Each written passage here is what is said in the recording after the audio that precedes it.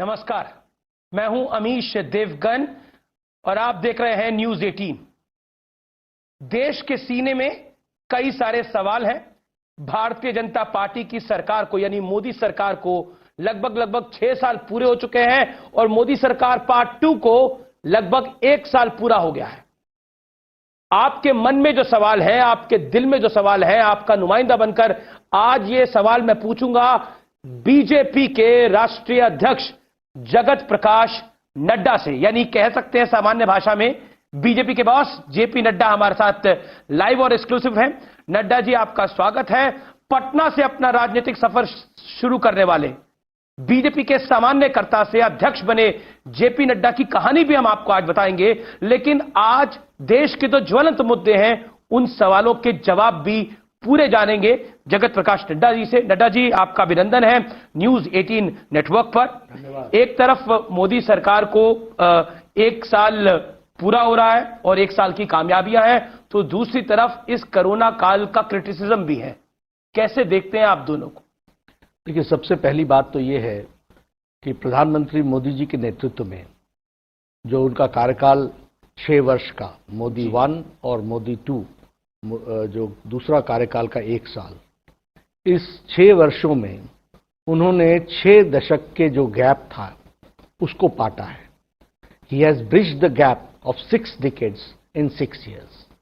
आप याद कीजिए 2014 को पॉलिसी पैरालिसिस, सिस्टम क्रम्बल कर रहे थे, एडमिनिस्ट्रेशन एक तरीके से क्रम्बल डाउन सिचुएशन में था, कोई एक्टिविटी आगे बढ़ नहीं रही थी, इंफ्रास्ट्रक्चर एक जिसको बोलते हैं कि रुक सा गया था उसके डेवलपमेंट का।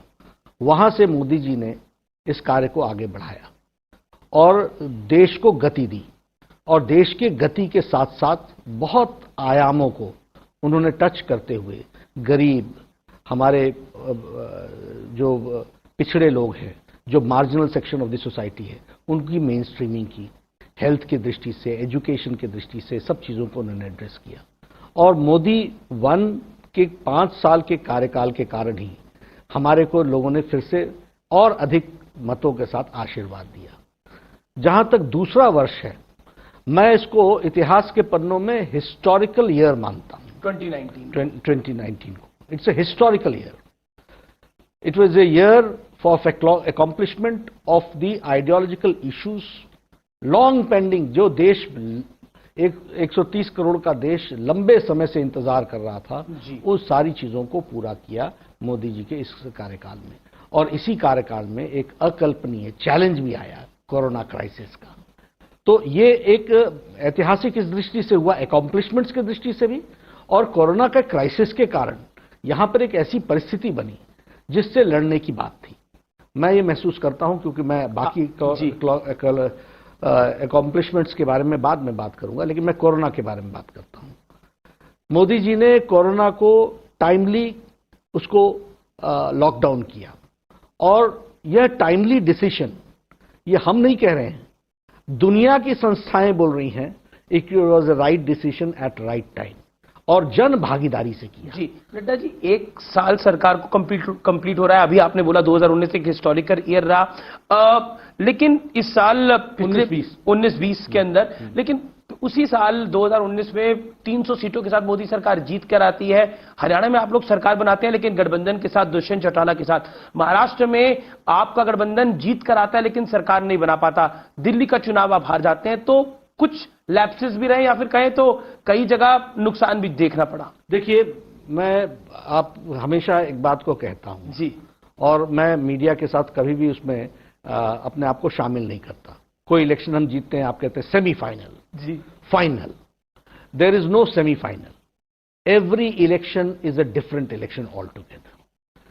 इसलिए जब हम मोदी 2 की बात कर रहे हैं तो हम स्टेट्स की बात नहीं कर रहे हैं, हम बात कर रहे हैं केंद्र सरकार के, और रिपोर्ट कार्ड भी केंद्र सरकार के बारे में। हर इलेक्शन अलग अलग होता है। हां, कुछ दिक्कतें आई होंगी, लेकिन उनके कारण भी अलग अलग हैं। अब मैं मध्य प्रदेश की बात करूं, पर कोरोना की वजह से वो जश्न तो फीका पड़ गया। नहीं, बिल्कुल नहीं। कोरोना की वजह से जश्न ये वाला, तो इसको तो हम लोगों ने जश्न के रूप में मनाया ही नहीं। बिल्कुल। हम लोगों ने जश्न के रूप में मनाया नहीं, सिर्फ ये है कि एक साल की एक्टिविटी को, ऑल्दो अकॉम्प्लिशमेंट्स हिस्टोरिकल है जी, हमने कोशिश ये की कि जनता तक एक साल के कार्य जो मोदी जी ने किए हैं वो जाएं, वो हम वहां तक पहुंचा पाए। लेकिन जश्न का कोई मामला नहीं था और कोई हम लोगों ने उस तरीके का कार्यक्रम पार्टी ने नहीं लिया। हमने ये लिया कि हम नीचे तक अपनी बात जरूर पहुंचाएं, लेकिन कोरोना क्राइसिस में जो मोदी जी ने काम किया उसके बारे में भी हम बताना चाहते हैं कि इंटरनेशनल ऑर्गेनाइजेशंस ने, सब लोगों ने ये माना कि this is the holistic approach which Modi ji has taken and other countries should replicate. WHO ने तो यहां तक कह दिया कि we should follow the decisions taken by Modi ji, और उन्होंने ये भी कहा कि होलिस्टिक इसलिए है कि इसमें marginal section of the society को आर्थिक रूप से सस्टेन करने के लिए इसकी भी व्यवस्था की। मैं नड्डा जी इस पहलू पर भी आऊंगा आगे, लेकिन अभी महत्वपूर्ण यह है कि पिछले एक साल के अंदर निश्चित तौर पर कई चुनाव होते हैं और मीडिया का काम है अपने तरीके से उसको फाइनल सेमीफाइनल बोलने का, लेकिन फाइनल तो 2019 का आप लोग जीत गए और धमाकेदार तरीके से जीते। एक आरोप यह भी लगता है कि आप लोगों की सरकारें जहां होती भी नहीं है वहां भी आप बना लेते हैं। अब मैं एग्जाम्पल इसमें मध्य प्रदेश का भी दे सकता हूं, लेकिन विपक्ष के साथ पिछले एक साल में तलखी कम नहीं हुई है, बड़ी है, ऐसा क्यों? बतौर बीजेपी के राष्ट्रीय अध्यक्ष आप कैसा सोचते हैं? देखिए, मैं पहले मध्य प्रदेश का उत्तर दूं आपको।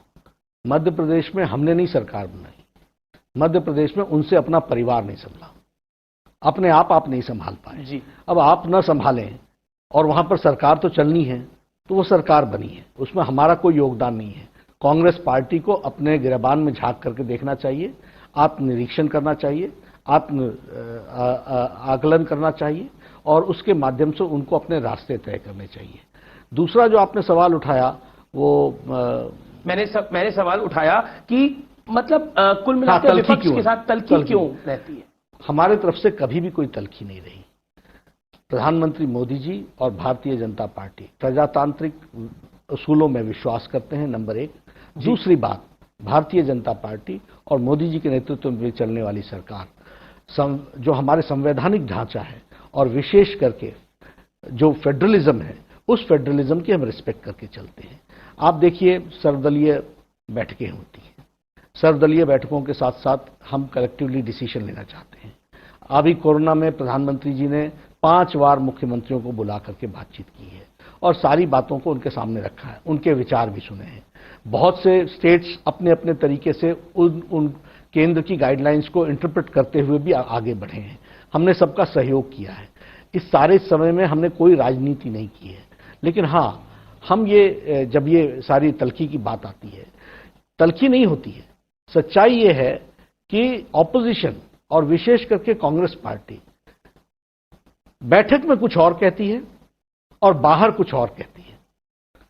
जो स्टेटमेंट मीटिंग में होती है उससे बिल्कुल विपरीत। अब जीएसटी का उदाहरण उठा के देखिए, जीएसटी में government of India has got 1 vote, it is the GST council which decides. आपने क्या क्या नाम दिए उसको, शब्दावली आपकी कैसी रही, आपने देखा जीएसटी को आपने क्या क्या नाम दिए। मैं उन शब्दों का प्रयोग नहीं करना चाहता हूं। This shows your shallowness about the issue. आपका जो सतही आपका विचार है और जो सोच है और पार्टी जिस तरीके से आप चला रहे हैं, ये आपको मुबारक हो, आप चलाएं जिस तरीके से आपको पार्टी चलानी है, लेकिन इस तरीके से देश नहीं चलता।